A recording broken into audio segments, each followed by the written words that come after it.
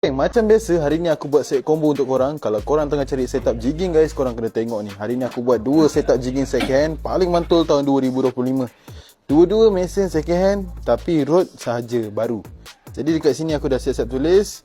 Aku pairkan dengan rod Daiwa Blue Baker, dua-dua spek yang sama. Panjang rod 6 kaki 2, PE 2, one piece. Harga kat sini korang boleh tengok. Untuk Daiwa Certate satu set dengan rod 1,600. Untuk Shimano Stradic SW size 4,000 dengan rod sekali RM1,050. Sebelum aku tunjuk dekat korang barang kita boleh post satu Malaysia. Kalau korang nak datang kedai pun boleh, alamat dekat atas. Nak beli korang boleh PM kita orang pada nombor yang tertera.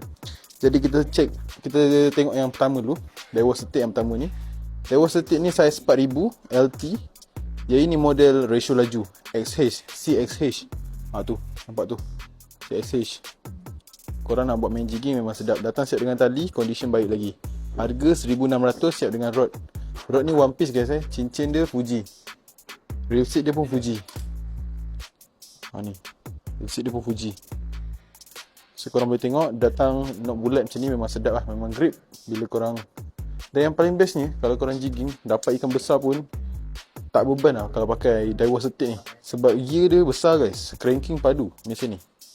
Handle dia pun tebal. So ini Daiwa Certate, harga dia 1,600. Tu Daiwa Certate. Yang kedua kita ada Shimano Stradic SW. Yang ini size 4,000 SG. Condition dia pun baik gak, macam baru. Ini korang nak main game heavy-heavy, sesuai.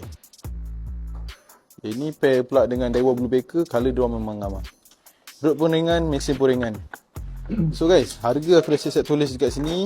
Barang pun dah siap tulis. Korang boleh screenshot dah hantar dekat kita orang. Korang boleh PM kita orang pada nombor yang tertera ataupun datang je kedai. Macam biasa, apa-apa korang PM je. Dan kami juga menerima track and race dan road. Sekian, terima kasih.